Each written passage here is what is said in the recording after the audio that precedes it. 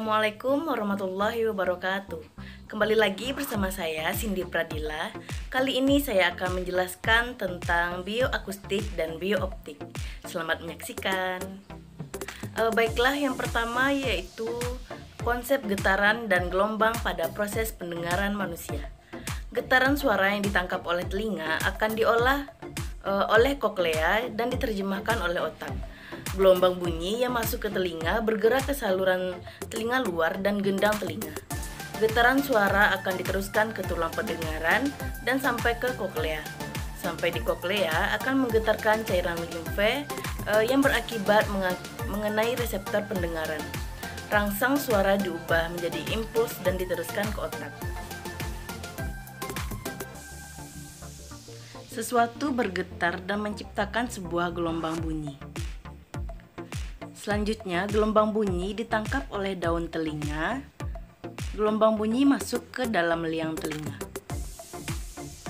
Gelombang bunyi menggetarkan gendang telinga dan diubah menjadi energi mekanik. Terdapat tulang di telinga bagian tengah, yaitu malleus, incus, dan stapes. Gendang telinga menggetarkan tulang pendengaran dan meneruskannya ke telinga dalam. Gangguan pendengaran konduktif biasanya terjadi di telinga tengah ini.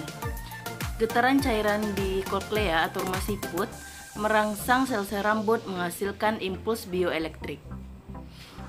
Kerusakan sel-sel rambut pada koklea akan mengakibatkan gangguan pendengaran sensio-neural. Selanjutnya, impuls dari sel-sel rambut diteruskan ke otak oleh syaraf pendengaran. Selanjutnya, di otak, impuls dari kedua telinga tersebut diartikan sebagai suara.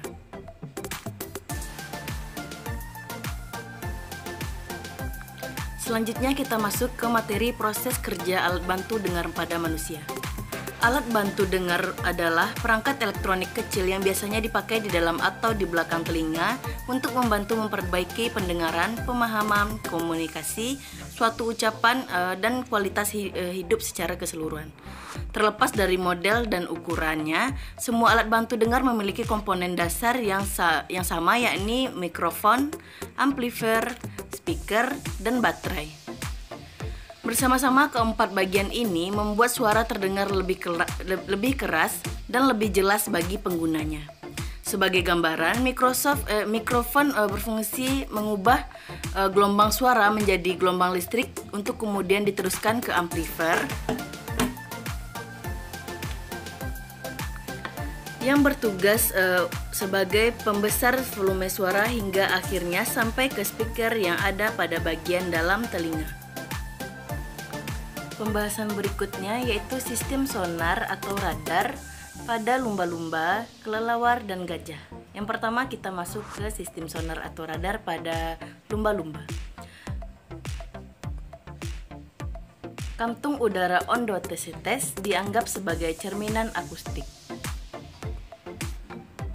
Jadi suara yang dihasilkan itu berasal dari bagian kecil jaringan lemak yang berada di bawah lubang udara. Pergerakan udara terakhir menciptakan tekanan yang mengirimkan gelombang suara di jaringan ini dapat kedalaman laut.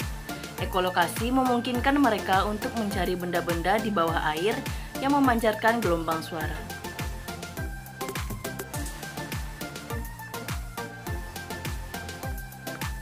Yang kedua yaitu kelelawar. Kelelawar memiliki kemampuan ekolokasi sejak zaman purba seperti dicatat dalam Scientific American. Kelelawar telah mengembangkan adaptasi fisiologis sehingga mereka dapat memiliki kemampuan penggunaan sonar, sound navigation, and ranging dengan baik. Mayoritas kelelawar akan menggunakan laring yang dapat mengeluarkan suara khas, dan suara ini dipantulkan kembali dalam bentuk gelombang. Sehingga kelelawar dapat mengetahui keberadaan benda-benda di sekitarnya. Selanjutnya yaitu gajah. Gajah bisa merasakan datangnya badai. Gajah bisa menangkap gelombang infrasonik, yakni frekuensi rendah yang tidak dapat didengar manusia. Mereka juga mendengar dengan kaki, menggunakan ujung saraf yang mendeteksi getaran tubuh. Beberapa hewan memiliki reseptor pada bagian tubuhnya yang menyampaikan getaran dan gelombang suara ke sistem saraf.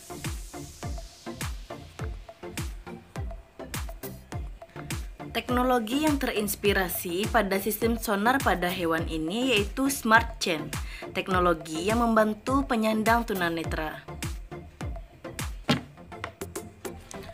Pembahasan selanjutnya yaitu konsep cahaya dan proses melihat pada manusia. Konsep cahaya. Cahaya dapat dipantulkan secara teratur dan tidak teratur. Ketika cahaya mengenai benda yang permukaannya datar dan mengkilap, maka cahaya akan dipantulkan secara teratur. Contohnya, cahaya mengenai kaca, maka akan dipantulkan secara teratur. Sudut datangnya sama dengan sudut pantul cahaya. Proses melihat pada mata. Cara kerja mata yang pertama yaitu cahaya dipantulkan, memantulkan objek dan mengirimkan pada garis lurus menuju mata Anda. Selanjutnya, cahaya melalui kornea menuju pupil dan diteruskan ke lensa mata. Selanjutnya, kornea dan lensa mata membiaskan cahaya agar difokuskan ke retina. Selanjutnya, fotoreseptors pada retina mengkonversi cahaya menjadi gelombang elektrik. Dan selanjutnya, gelombang elektrik melalui saraf optik menuju otak.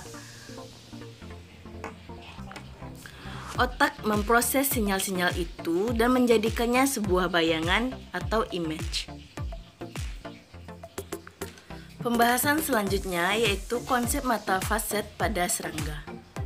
Mata faset adalah mata majemuk yang dimiliki antropoda seperti mata serangga maupun mata krustasea, di mana mata terdiri dari unit berulang, omatidia, yang masing-masing memiliki fungsi sebagai visual reseptor terpisah. Setiap omatidium serangga akan terdiri dari bagian lensa O tunggal di mana tampak dari depan membentuk masing-masing single facet kerucut kristal transparan sitalin kon. Bagian sel visual di mana sangat pekat terhadap cahaya dan memiliki pola radial mirip bagian-bagian yang ada pada buah jeruk, serta sel pigmen di mana memisahkan omatidium satu dengan omatidium lainnya. Pigmen sel pada mata memiliki fungsi sebagai alat untuk memastikan cahaya masuk menuju omatidium paralel terhadap lintasan panjang untuk mencapai sel visual serta memicu impuls saraf. Sehingga bisa dikatakan bahwa dalam tiap-tiap omatidium tunggal hanya akan menunjukkan satu area dalam ruang dan memberikan kontribusi informasi mengenai satu area kecil dalam bidang pandangan tersebut. Baiklah, yang selanjutnya yaitu konsep warna pada bulu burung merah.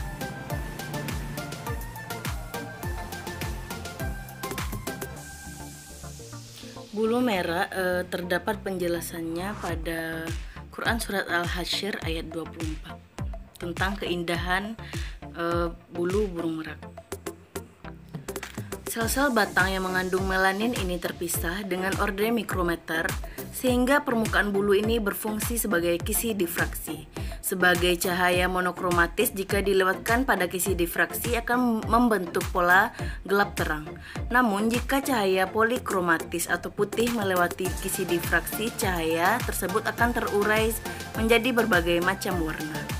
Konsep difraksi dan interferensi tersebut lantas digunakan dan diaplikasikan pada burung merak dan kolibri dalam memperindah bulu mereka. Warna-warna pada bulu burung tersebut bergantung pada jarak sel-sel batang melanin, sudut cahaya yang mengenainya. Terkadang juga dapat mengeluarkan berbagai macam warna pada kedua mata kita karena sudut pandang dari masing-masing mata kiri dan mata kanan kita juga berbeda.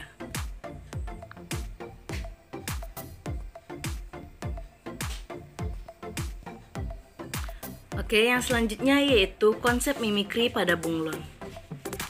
Penelitian mereka menunjukkan bahwa cahaya, suhu, dan suasana hati bunglon menyebabkan perubahan pada kulit bunglon. Kadang-kadang perubahan warna dapat membuat bunglon lebih nyaman berkomunikasi dengan bunglon lainnya. Bunglon mengubah coraknya dalam jangkauan warna yang dimiliki pada spesiesnya yang telah berevolusi. Perubahan ini meliputi semua warna, mulai dari warna biru air hingga pink pucat. Bahkan mengubah dalam warna yang terkadang terdapat beberapa bunglon yang bisa berubah warna menjadi berpola dan garis-garis dan titik-titik. Perubahan warna pada beberapa spesies bunglon lain terbatas hanya pada warna-warna tertentu seperti merah, kuning, dan hijau.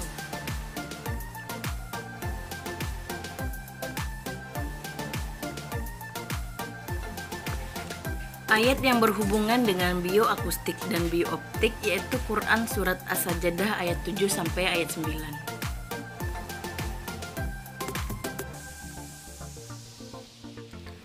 Sekian penjelasan saya mengenai bioakustik dan biooptik. Semoga bermanfaat. Assalamualaikum warahmatullahi wabarakatuh.